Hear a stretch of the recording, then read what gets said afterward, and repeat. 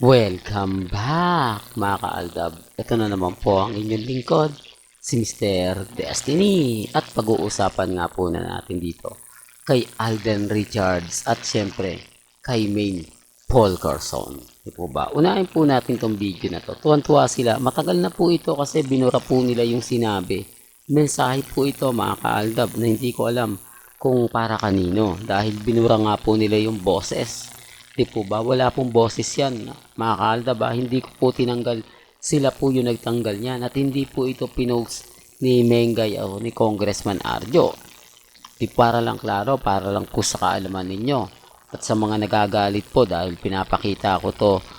Kumbaga para ebidensya at resibo lang po na yung mga ina-update natin bumabase po ako sa mga nakakalat natin impormasyon. Kasi kung hindi naman po talaga tayo magpapakita ng mga ebidensya, talagang kumbaga sinasabi nila lagi na fake news daw po tayo. At least may pinakita tayo. Bahala na po sila kung bakit po ba hindi nag-click yung video na yon. Parang wala na nga pong naniwala. At hindi naman po yung pinost ni Mengay at ni Congressman Arjo. Di po ba? Kaya nga sabi ko sa inyo, dito po sa channel ni Mr. Destiny, hindi po kayo mauuli sa mga update. Lalong-lalo na nga po ngayon, pagdating kina Alden Richards, kay Maine Mendoza, at Sait Bulaga. Po ba? Well, puntahan po muna natin itong kay Mengay. Alam niyo po ba mga kaaldab na may kumakalat na post na tanggal na nga po raw si Mengay? At ito po yung masakit. Buntis daw po siya. Kaya tinanggal siya sa Itbulaga. Grabe, no? Ito yung mga hindi ko alam mga kaaldab kung matutuwa po ba tayo, may inis nga po ba tayo, dahil alam ko tayo na naman ang pagbibintangan. Aldab na naman po ang masisisi sa mga naglalabasan. Remind ko lang po sa inyo, hindi po natin ginagawa yan at never pong gagawa ng Aldab kasi alam naman po natin na hindi po papatol si Mengay kay Bossing. Hindi po ba? Una sa lahat, si Mengay po, ano lang po siya, kumbaga, probinsya po ito lumaki. Kaya lang naman niya tinanggap yung Sarsuela, dahil din po sa utos, pero hanggang Sarsuela lang. Hindi po ba? Wala mga kilig moments. The real talk to mga kaaldab. Kaya nga sabi ko sa inyo, kung mapapansin nyo, may mga bagay-bagay po na mapapaisip po talaga kayo. Di po ba? Kapag ako nagbigay ng update, talagang 101%.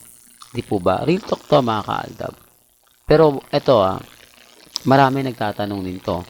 Marami nagko-komento, nakita ko. Medyo huli ko lang po. Pansin nyo po yung mukha ni Mengay. Lumipis siya yung pagsandal niya. Tapos biglang pipitik na pagmasdan yung maigi. Mga kaaldab, pansinin nyo yung mukha ni Mengay. Di po ba? Biglang gumaganon mga kaaldab. Parang nagkiklik siya, no? Parang yung ulo niya biglang umaangat ng konti. Di po ba? Nakakala mo parang hindi siya nakasandal o parang iba yung tao na sa bagay mga kaaldab, hindi po ako namimilit ha. Kumbaga, kayo na po bahala mag-react doon. At balikan natin yung issue kay Bossing.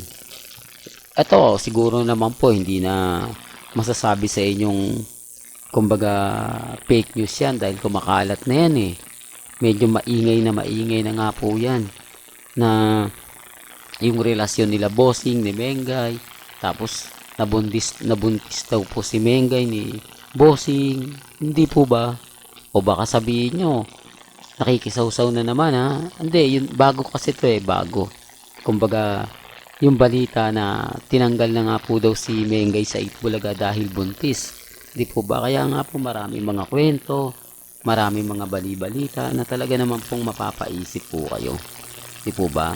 Na, nga Mr. Destiny kasi, kumbaga kung hindi naman buntis si Mengay, hindi naman tatanggalin, etc. etc. Tapos, nawala pa siya sa Itbulaga, isang linggo na, tapos eto pa, yung birthday ng Itbulaga, wala si Mengay, dapat na andun siya kasi kumbaga 2 years pa lang po nila 1 year pa lang po nila sa PB5 di po ba dapat yung damit na isusuot ni Mengay talagang memorable di po ba kasi 9 years doon pa lang po mga kaaldab marami nang kumo-question marami nang nagsasabi na dapat daw po hindi muna nagbakasyon si Maine.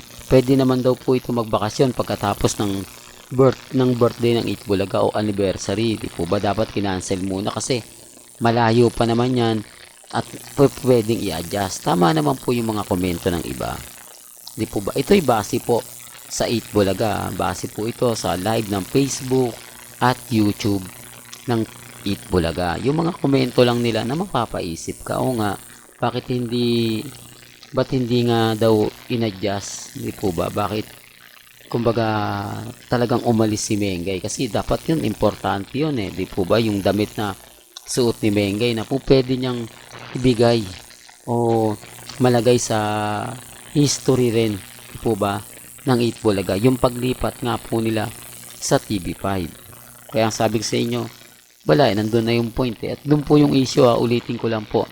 Yung issue po sa kanila ni Bossing at ni Mengay, matagal na po yan. Kalat na nga po yan sa social media. Hindi lang po ako nagbabalita niyan. Malay nyo, bukas na makalawa, si Christopher Mina naman ang magbabalita o kaya si Ogie Diaz. Ang problema lang po, kami po yung binabanatan. Kami po yung, kumbaga, yung alam nyo na mga kaaldab na napagbibintangan. Kawawa talaga yung Aldab kasi nasa amin talaga yung bintang. Nasa amin talaga yung, kumbaga, lagi yung kasalanan. Lalo na pag si Christopher Mina, ako, dudurugin niya na naman yung Aldab. Aldab yung may gagawa niyan. Puro paninira, puro ganito, puro ganyan. Dapat sa Aldab niya mawala na, ipakulong, kasuhan, di po ba? Tapos kay Ogie Diaz naman, ang gagawin ni Ogie Diaz, kakanta na naman siya. Di po ba? Sisimulan niya na naman kumanta ng team song ng Aldab. Tapos magre-react siya. Di po ba? Kaya sabi ko sa inyo, Aldab lagi may kasalanan. Aldab lagi ang nasisisi. Di po ba?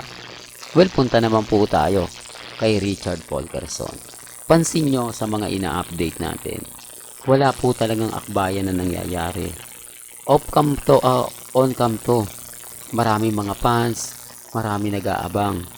Di po ba? Talagang wala rin. Kasi sabi ko sa inyo, dapat dito maraming kilig moments. Kita nyo, layo ng pagitan ni Alden. Di po ba? Hindi siya yung tipo na talagang, kumbaga, nakaakbay kay Catherine, nakahawak ng kamay kay Catherine. Hindi, wala talaga eh. Talagang makikita mo na parang may mali. Hindi po ba na parang hindi maganda, hindi kaaya-aya yung nakikita. Yung parang masakit naman sa mata yan. Akala ko ba may kilig moments? Di po ba? Yung nasasaktan ka na talagang dapat takbayan mo na. Dapat holding hands. Wala eh. Kaya nga sabi ko sa inyo, imposible naman po na magkaibigan o may relasyon yung dalawa. Tapos itatago pa po nila. Gayong napakarami naman pong tao ang nag-aabang at gusto na magkaroon nga po ng relasyon sila Catherine at si Alden Richards. Di po ba? Kaya nga po yung ibang komento, Mr. Destiny, wala namang masama. Di po ba? Dalaga naman si Catherine. Binata naman si Alden. Di po ba? Wala namang masama sa dalawa. Total, bagay na bagay naman sila.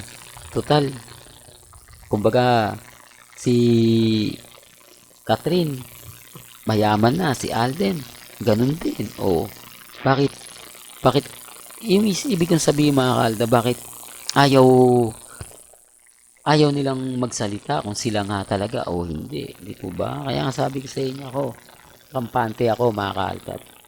Lalo na po sa mga nababasa natin, napapanood at napapakinggan. Po ba? Kaya nga sabi sa inyo, relax lang po kayo. Maging matatag, maging kampante sa dami ng mga bali-balita ngayon. Sa dami ng mga nababasa natin, napapakinggan, napapanood. Di po ba? Ay, ako hindi ako nagpapa-apekto mga kaalab. Sinasabi ko lang po ito sa mga nanonood at nakikinig po sa channel ni Mr. Destiny. Kaya lagi lang kayong tututok para updated po kayo sa mga latest po at sa mga ibabato pa po natin maya-maya lang. Marami pa po tayong update na kung saan talaga naman pong bubusugin ko kayo. Di po ba?